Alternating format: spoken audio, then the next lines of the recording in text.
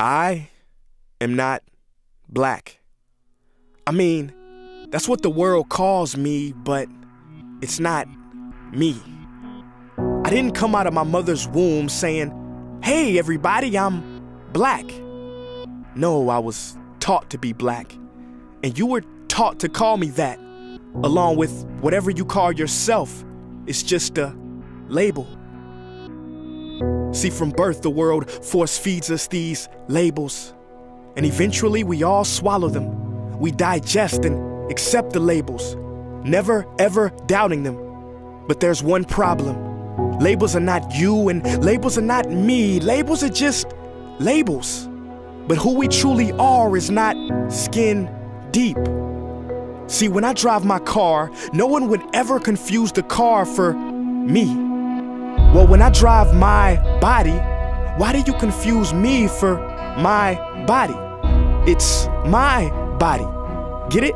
Not me. Let me break it down. See, our bodies are just cars that we operate and drive around.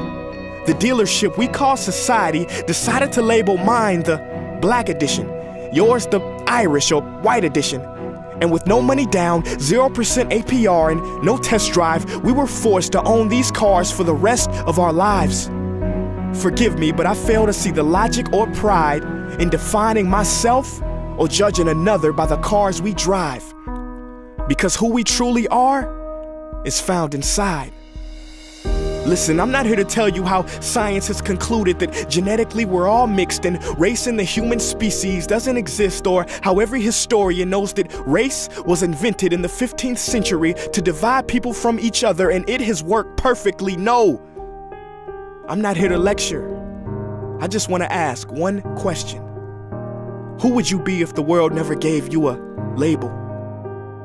Never gave you a box to check? Would you be white, black, Mexican, Asian, Native American, Middle Eastern, Indian? No, we would be one. We would be together. No longer living in the era of calling human beings black people or white people. These labels that will forever blind us from seeing a person for who they are, but instead seeing them through the judgmental, prejudicial, artificial filters of who we think they are. And when you let an artificial label define yourself, then my friend, you have chosen smallness over greatness and minimized yourself, confined and divided yourself from others. And it is an undeniable fact that where there is division, there will be conflict, and conflict starts wars. Therefore, every war has started over labels. It's always us versus them. So the answer to war, racism, sexism, and every other ism is so simple that every politician has missed it. It's the labels. We must rip them off. Isn't it funny how no baby is born racist, yet every baby cries when they hear the cries of another, no matter the gender, culture, or color, proving that deep down we were meant to connect and care for each other.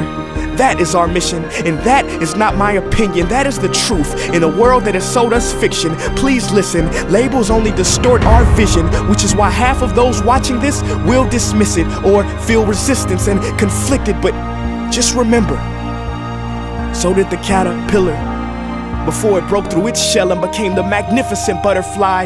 Well, these labels are our shells, and we must do the same thing so we can finally spread our wings. Human beings were not meant to be slapped with labels like groceries and supermarkets. DNA cannot be regulated by the FDA. We were meant to be free, and only until we remove them all and stop living and thinking so small will we be free to see ourselves and each other for who we truly are.